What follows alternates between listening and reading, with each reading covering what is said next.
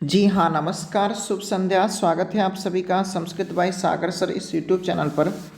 और आप सभी की प्रतीक्षा को अब यहाँ पर हम समाप्त कर रहे हैं। व्यंजन संधि से संबंधित वीडियो आप लोग मांग रहे थे काफ़ी दिनों से, ठीक है, क्योंकि समय लगता है हर चीज़ को करने में, है ना, तो इसी वजह से लेट हो जाता हूँ, ठीक है। व्यंजन संधि की बात करें तो सबसे पहले देखिएगा, व्यंजन के पश्चात देखिएगा, व्यंजन के पश्चात स्वर या व्यंजन के योग होने पर जो परिवर्तन होता है उसे ही हम व्यंजन संधि के नाम से जानते हैं। और व्यंजन संधि को ही हम संस्कृत में हल संधि के नाम से भी जानते हैं। ध्यान रखिएगा, सवाल पूछता है कि हल संधि किसे कहते हैं, तो व्यंजन संधि को ही हम हल संधि के नाम से भी हम जानते हैं। जैसा कि देखिएगा, दो स्थिति में यहाँ पर व्यंजन संधि बनता है।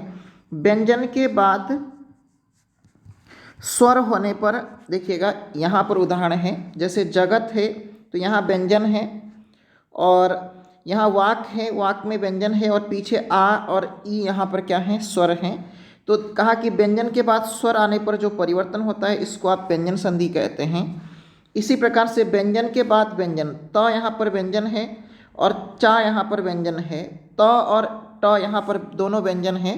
तो व्यंजन के बाद व्यंजन आने पर, ठीक है ना, तो व्यंजन के बाद में व्यंजन आने पर जो परिवर्तन हुआ है उसी को आपने क्या कहा, व्यंजन संधि कहा। तो आइए इसके भेदों पर चर्चा कर लेते हैं एक एक करके। सबसे पहले स्तुत्व संधि की बात करते हैं, ठीक है। हिंदी में आप इसको, ठीक है, हिंदी में आप इसको क्या करते हैं कि, ठीक है, जो तवर्ग है तवर्ग का चवर्ग में परिवर्तन करके देखते हैं। हिंदी में भी सेम संधियाँ होती हैं, कोई अंतर नहीं है इसमें, ठीक है। जब सकार तथा तवर्ग अर्थात त था द था न का योग शकार तथा चवर्ग के साथ रहे तब परिवर्तन क्या होगा, देखिएगा, सकार तवर्ग का परिवर्तन शकार चवर्ग के रूप में होता है। अगर इसी को हम देखें तो देखिएगा, स्तोहश्चुनाश्चु इस सूत्र के द्वारा इस संधि के नियम को दर्शाया गया है। तो यहाँ स्तोह से तात्पर्य सकार और तवर्ग, यहाँ श्चु से तात्पर्य सकार और चवर्ग, ठीक है। और यहाँ देखिएगा, यहाँ श्चु से तात्पर्य यहाँ पर भी सकार और चवर्ग, ठीक है। तो इसके नियम को हम इस प्रकार से देखते हैं। देखिएगा, ये बहुत ही महत्वपूर्ण स्टेटमेंट है। दोनों का योग पूर्व पद में हो या पर पद में हो, सिर्फ परिवर्तन सकार और तवर्ग का ही होगा।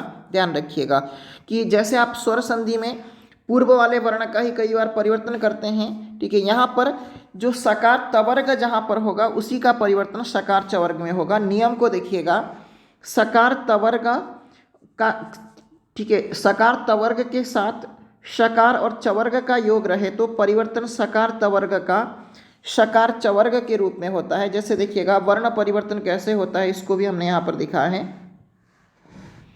वर्ण परिवर्तन स का श के रूप में होगा, त का च के रूप में होगा, थ का छ के रूप में, द का ज के रूप में, ध का झ के रूप में और न का य के रूप में। तो इनका उदाहरण नहीं मिलता है, ठीक है, ये पूछता भी नहीं है आपसे, इसलिए यहाँ पर डायरेक्टली लिख दिया है। एक एक करके इन सभी उदाहरणों को हम देख लेते हैं। सबसे पहले देखिएगा, सकार का शकार में जो परिवर्तन है इनके उदाहरणों को हम देख लेते हैं। हरीश से ते, यहाँ देखिएगा स है, ठीक है, तो यहाँ पर आपने इसका परिवर्तन किस में किया, श के रूप में किया। तो देखिएगा, श का परिवर्तन स में किया है, तो हरीश से ते यहाँ पर रूप बना। इसी प्रकार से रामश्चिनोति, ठीक है, स का परिवर्तन श में हुआ है, रामश्चिनोति। मनश्चंचलम, देखिएगा यहाँ पर भी श का परिवर्तन हुआ है, कस और चित यहाँ पर भी देखिएगा, ठीक है। ये बहुत महत्वपूर्ण उदाहरण है और यहाँ जितने उदाहरण दिए गए हैं, अगर इन उदाहरणों को अगर आप लोग देखते हैं तो इसके अतिरिक्त तो कोई उदाहरण आपसे पूछेगा नहीं, ठीक है। नेक्स्ट देख लीजिएगा, त का च के रूप में परिवर्तन कहाँ पर होता है इसको दर्शाया गया है। सत्य धन चरित्रम सच्चरित्रम। इसी प्रकार से देखिएगा, शरद धन चंद्र शरद चंद्र, यहाँ पर भी च का परिवर्तन है। उत्धनाचारणम उच्चारणम, महत धन चित्रम महच्चित्रम, ठीक है। तो और अगला उदाहरण देखिएगा, ठीक है, द का ज के रूप में परिवर्तन कहाँ पर होता है इसको देख लीजिएगा एक बार। सद धन जन सज्जन, ये उदाहरण बहुत बार पूछता है, ठीक है, यानी स्तुत्व संधि का उदाहरण है। और भगवत धन जय भगवत जय, देखिएगा द का ज के रूप में परिवर्तन हुआ है।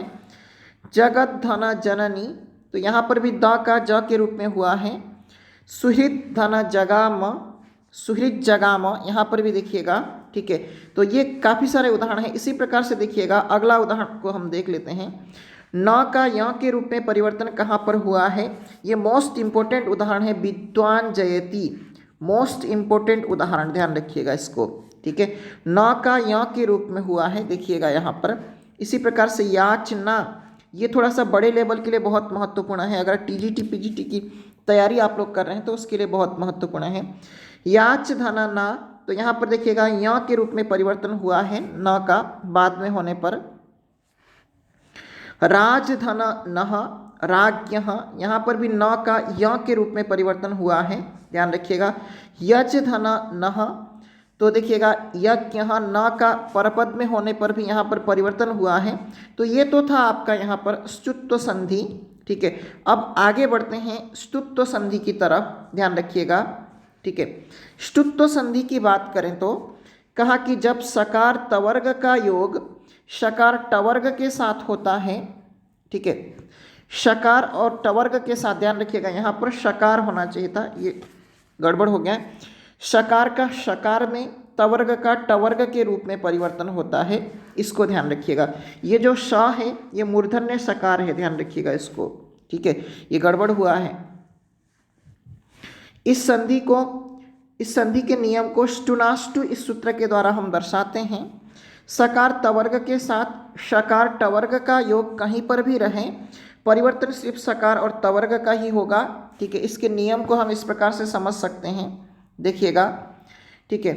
कहा कि सकार और तवर्ग का योग मूर्धन्य शकार और टवर्ग के साथ रहने पर परिवर्तन इसका इसमें होगा, यानी सकार का मूर्धन्य शकार में, तवर्ग का टवर्ग के रूप में। जैसे परिवर्तन कैसे होगा वर्णों को देखिएगा, यहाँ ध्यान से देखिएगा।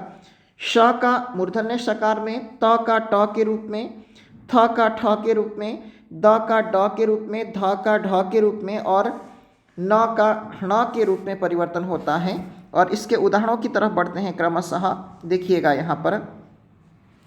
सबसे पहले यानी श का शकार के रूप में परिवर्तन कहाँ पर हो रहा है, इसको देख लेते हैं। कहा कि हरिष्टिकते, श का श के रूप में परिवर्तन देखिएगा यहाँ पर।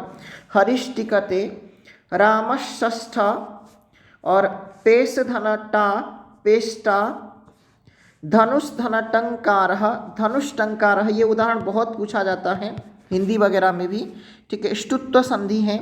नेक्स्ट देखिएगा, त का ट में परिवर्तन कैसे होता है, इसको देखिएगा। त का ट के रूप में परिवर्तन कैसे होता है, ठीक है। तत् धन टीका, तट टीका, इष धन तह, तो त का ट के रूप में इष्टः बना।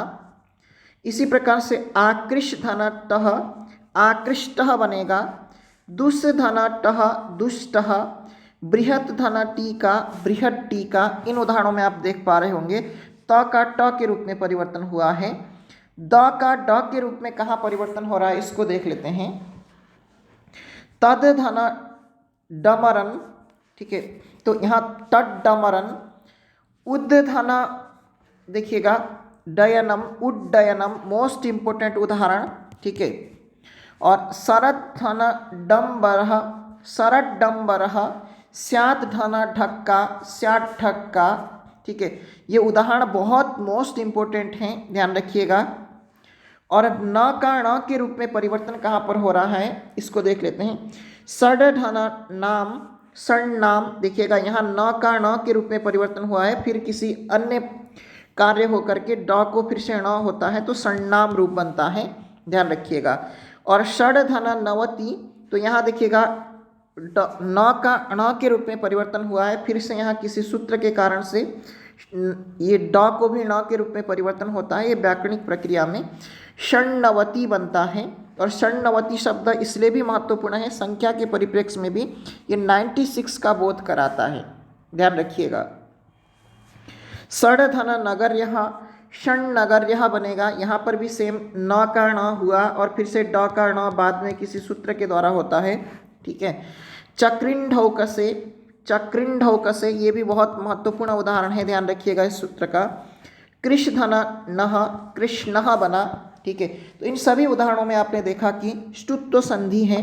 अब यहाँ ध्यान रखिएगा, मैं आपको अगर थोड़ा सा समझाऊं तो, ठीक है, ष्टुत्व संधि को पहचाने कैसे और ष्टुत्व संधि को पहचाने कैसे, इसको ट्रिक के माध्यम से समझने का प्रयास करते हैं। जहाँ डबल च रहे, जहाँ डबल ज रहे, ध्यान रखिएगा, तो ऐसे में ये ष्टुत्व संधि होगा। जहाँ पर डबल ड रहे, जहाँ पर डबल ट रहे, तो यहाँ पर ष्टुत्व संधि होगा। और साथ साथ में जहाँ पर तालव्य सकार हो बीच में, उसमें ष्टुत्व संधि, और जहाँ पर मूर्धन्य सकार हो उसको ष्टुत्व संधि, और जहाँ पर आपको यानी य के रूप में परिवर्तन दिख रहा हो वहाँ ष्टुत्व संधि, जहाँ ण के रूप में परिवर्तन दिख रहा हो वहाँ ष्टुत्व संधि। ये इसका ट्रिक है, इसको आप लोग समझने का प्रयास कीजिएगा। आगे बढ़ते हैं जस्त्व संधि की तरफ। देखिएगा जस्त्व संधि क्या कहता है, ठीक है। यह संधि दो भागों में विभक्त है, पदांत एवं अपदांत के नाम से। यह विभाजन केवल अध्ययन सौकर्य के लिए ही है, ठीक है। तो सबसे पहले पदांत जस्तों को हम लोग देखने का प्रयास करते हैं। पदांत जस्तों को देखिएगा, पद के अंतिम वर्ण, पद का मतलब होता है शब्द, है ना। तो शब्द के अंतिम वर्ण में यदि झल वर्ण रहे तो उनका परिवर्तन जस के रूप में होता है। ये तो पदांत जस्तों संधि का है, और इस नियम को झलाम जसवंती इस सूत्र द्वारा दर्शाया गया है। और जो झल है, आपके मन में चल रहा होगा कि झल किसे कहते हैं, तो देखिएगा झल के अंतर्गत वर्ग का पहला, दूसरा, तीसरा और चतुर्थ वर्ण और उष्म वर्णों को हम समावेश करते हैं, ठीक है। झल यहाँ पर एक प्रत्याहार है और इसमें वर्गीय प्रथम, द्वितीय, तृतीय, चतुर्थ एवं उष्म वर्ण सम्मिलित होते हैं, ध्यान रखिएगा इस चीज़ को। और जस भी एक प्रत्याहार है जिसमें वर्गीय तृतीय व्यंजन सम्मिलित होते हैं, इसलिए जस प्रत्याहार में कौन से वर्ण आते हैं, ये भी सवाल कई बार पूछा जाता है। उदाहरण को देख लेते हैं।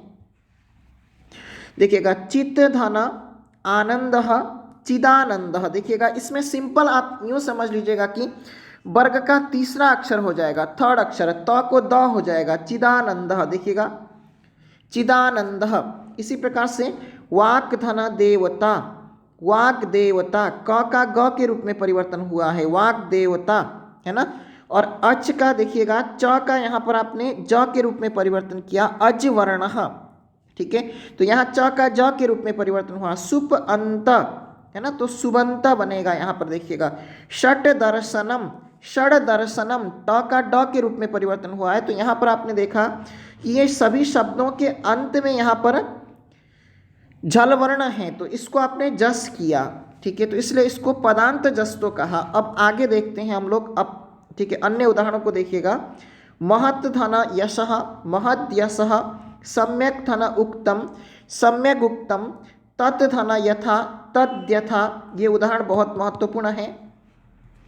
इसी तरह से अन्य महत्वपूर्ण उदाहरणों की हम बात करें तो ये उदाहरण भी बहुत महत्वपूर्ण है और ये वाला उदाहरण भी बहुत महत्वपूर्ण है, आरंभिक दो, ठीक है।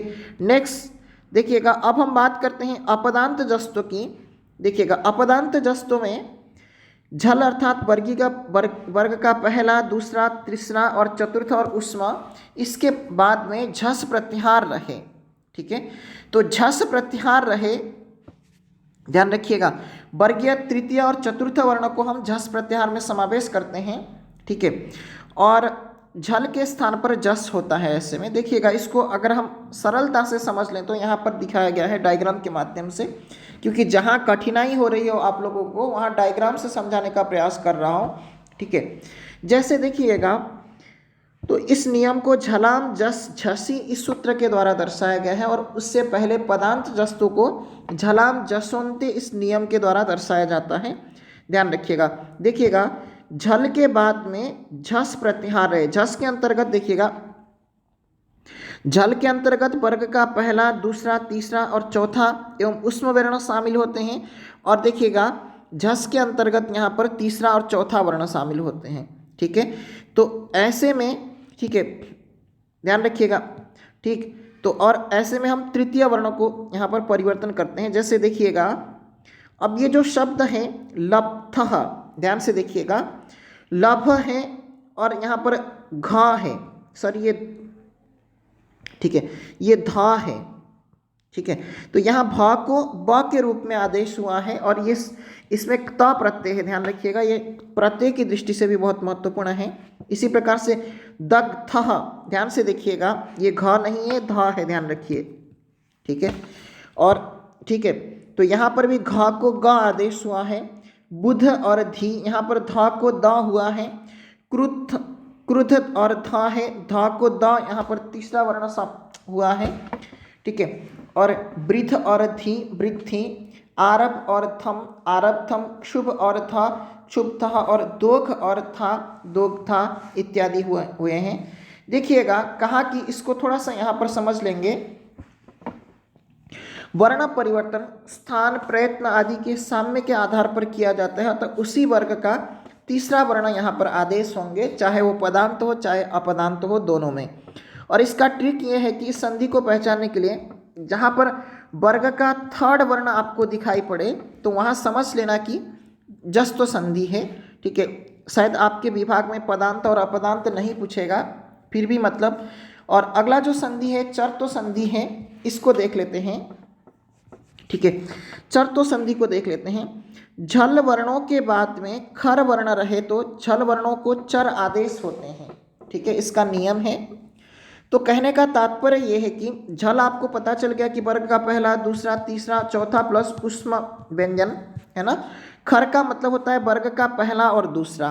ठीक है, तो अब यहाँ पर ऐसे में इन झल वर्णों को चर यानी पहला वर्ण यहाँ पर आदेश होता है। कुल मिलाकर के इसको यूँ समझ लेंगे डायग्राम के माध्यम से। देखिएगा, इस नियम को खरीच इस सूत्र के द्वारा उपस्थापन किया गया है, इसको ध्यान रखिएगा।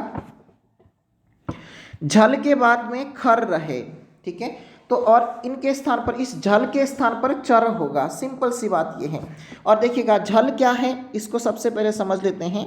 ठीक है, अब यहाँ देखिएगा, झल की बात करें तो वर्ग का पहला, दूसरा, तीसरा, चौथा और उष्म व्यंजन को हम किस में रखते हैं, झल में रखते हैं, ये इसका सूचक है।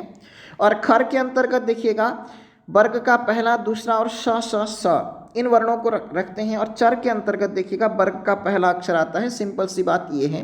ठीक है, यूँ समझ लीजिएगा कि जहाँ पर वर्ग का पहला अक्षर आपको दिखाई पड़े, जैसे क, च, ट, त, प, इनमें से कोई अक्षर आपको दिखाई पड़े तो वहाँ पर चर्तो संधि होगा। सिंपल, ये ट्रिक भी समझ लीजिएगा इसको।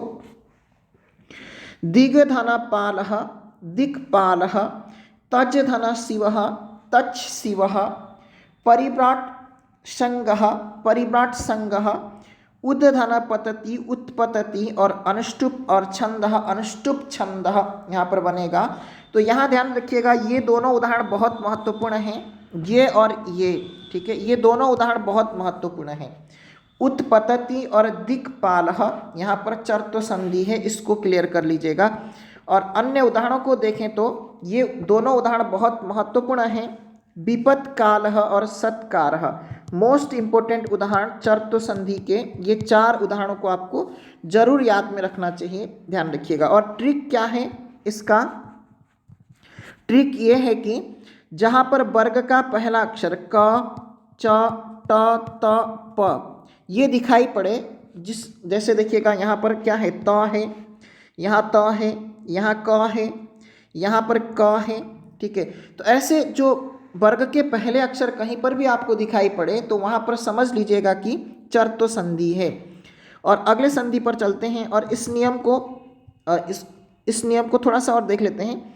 झल के पश्चात कोई वर्ण ना रहे तो प्रथम और तृतीय वर्ण रहते हैं, जैसे कि वावसाने इसके द्वारा कहा गया है। ये आपके काम का नहीं है। रामात और रामात ये दोनों ही रूप बनते हैं इसी वजह से, क्योंकि झल के बाद कोई वर्ण ना रहने पर ऐसा होता है।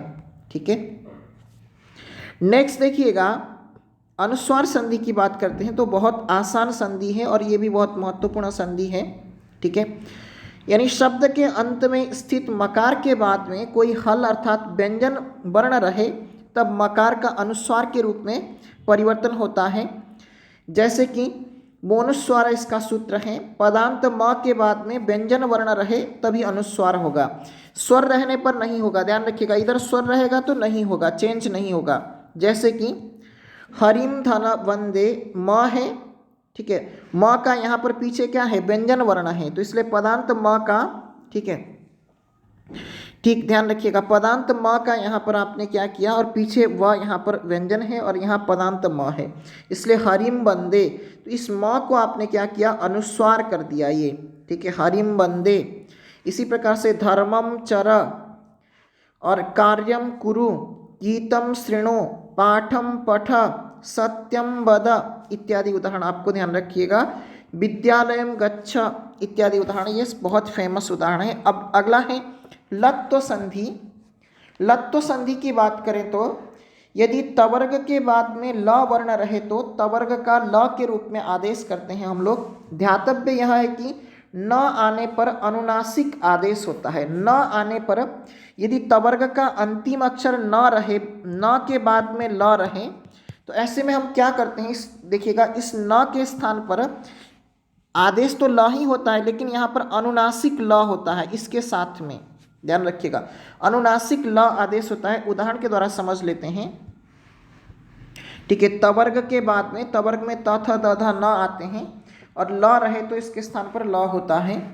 जैसे देखिएगा, उत्धन लासः उल्लासः, उत्धन लेखः उल्लेखः, तत्धन लीनः तल्लीनः, विद्युत्धन लता विद्युल्लता, विद्वान लिखति विद्वान लिखति। यहाँ देखिएगा, यहाँ अनुनासिक ल आदेश हुआ है क्योंकि न है ना बाद में। इसी प्रकार से महान धन लाभ महान लाभ, जगत धन लय जगल लय, बिलसत लता बिलसल लता, इसी प्रकार के उदाहरण है। और इसी प्रकार से जहत लक्षणा, लक्षणा यहाँ पर क्या बनेगा आपको कमेंट करके बताना है इसमें, ठीक है। नेक्स्ट देखिएगा, जहल लक्षणा वैसे यहाँ दिया हुआ है। अगला है परसवर्ण संधि। इसकी हम बात करें तो कहा कि पदांत अनुस्वार के बाद में, यानी अपदांत अनुस्वार के बाद में जो शब्द के अंत में अगर अनुस्वार न रहे, ऐसे फिर उसके बाद में यय प्रत्याहार रहे, यय में यानी स स स ह को छोड़ करके सभी व्यंजन आते हैं, तब अनुस्वार को परसवर्ण होता है, ठीक है। यानी अगले वर्ण का पंचम अक्षर उसको हम परसवर्ण कहते हैं। इस नियम को अनुस्वारस्य यही परसवर्ण इस सूत्र के द्वारा दर्शाया गया है। वा पदांतस्य सूत्र द्वारा इसी नियम में वैकल्पिक नियम प्रस्तुत किया गया है, जिसमें पदांत अनुस्वार होने पर परसवर्ण विकल्प से होता है करके इसको दर्शाया जाता है। जैसे देखिएगा, यहाँ पर दो नियम हमको आपको समझना जरूरी है। अपदांत अनुस्वार, अपदांत शब्द को समझ लेते हैं सबसे पहले, जो जहाँ पर पद के अंत में, ठीक है, अनुस्वार ना हो, ये बिंदी ना हो, ध्यान रखिएगा, ठीक है। अपदांत अनुस्वार इसका मतलब ये हुआ, जैसे कम और ठ है, ध्यान रखिएगा, ये देखिएगा कम में आपने अनुस्वार लगा दिया तो ये जो अनुस्वार है ये अपदांत है, यानी शब्द के अंत में नहीं है, ठीक है। पद का अंत पदांत, और जो पदांत में नहीं हो उसको अपदांत कहते हैं, ध्यान रखिएगा इस चीज को, ठीक है। यहाँ पर आपको कुछ चीज़ें आपको समझना बहुत आवश्यक है, अगर नहीं समझेंगे तो फिर दिक्कत होगी आपको, ठीक है ना। तो यहाँ देखिएगा, और फिर यदि पदांत अनुस्वार रहे उसके बाद में यय रहे तो पांचवा वर्ण जो होता है विकल्प से होता है। दो नियम है, ठीक है। यहाँ पर अपदांत अनुस्वार के बाद यय रहे तो पंचम वर्ण नित्य होगा, यानी अनिवार्य रूप से आपको करना ही करना है, और पदांत अनुस्वार के बाद यय रहे तो पंचम वर्ण विकल्प से होता है। उदाहरण को देख लेते हैं। सबसे पहले अपदांत परसवर्ण, जैसे देखिएगा साम और तह एक ही शब्द हैं तो इसलिए ये अपदांत है, ठीक है। शांतः बनेगा क्योंकि इसी वर्ण का बाद वाले वर्ण का पंचम अक्षर होगा, ठीक है। ये बाद में जितने भी वर्ण होंगे देखिएगा यहाँ पर इन वर्णों के पंचम अक्षर होगा, ठीक है। ये जिस वर्ग का है उसका पांचवा अक्षर होगा। शांतः, संकीर्तनम, शंकरः, कुंतः, संख्या, कुंठितः, ध्यान से देखिएगा, और मंदिरम, शंका, अंकनम इत्यादि उदाहरण इसके बहुत प्रसिद्ध उदाहरण हैं। अब देखिएगा पदांत अगर रहे तो यहाँ पर विकल्प से यानी इच्छा पर डिपेंड करता है। जैसे कि देखिएगा त्वं करोषि, त्वं करोषि, एक बार तो आपने यहाँ पर इसको अनुस्वार के रूप में इसको आपने पंचम वर्ग के रूप में परिवर्तन किया, दूसरे बार नहीं किया। नगरम चलती, नगरं चलती, यहाँ पर र ये आकार की मात्रा मिटेगा। और देखिएगा ग्रामं गच्छति, ग्रामं गच्छति, ग्रामं गच्छति, तृणं चरति, तृणं चरति इत्यादि उदाहरण इसके हैं, बहुत प्रसिद्ध उदाहरण हैं। ठीक है, तो इसी के साथ हमने व्यंजन संधि के समग्र पाठ को यहाँ पर आपके लेवल की दृष्टि से कराने का कोशिश किया है। बहुत महत्वपूर्ण वीडियो है, इसी तरह से बने रहिएगा। और आज के लिए इतना ही, और क्लास कैसी लगी प्रतिक्रिया जरूर दीजिएगा। धन्यवाद आप सबका। स्वस्थ रहिएगा, सुरक्षित रहिएगा, अपना ध्यान रखिएगा, और रिवीजन हो उसके लिए ये वीडियो बनाया गया है। Bye bye.